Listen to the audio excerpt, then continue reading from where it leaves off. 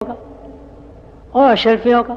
तो उसने अपना रुपया या अपना पैसा उस ढेर में फेंका के खींच करके लाएगा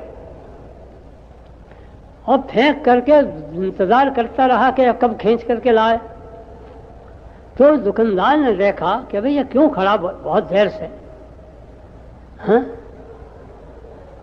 उसे बुलाया। उन्होंने क्या बात, क्यों देख रहा, क्या देख रहा? उन्होंने मैं यूँ सुनकर के आया था पैसा पैसे को खींचता है, लिहाजा मैंने अपना पैसा आपके रुपयों में फेंका और इंतजार में हूँ कि खींच करके लाए।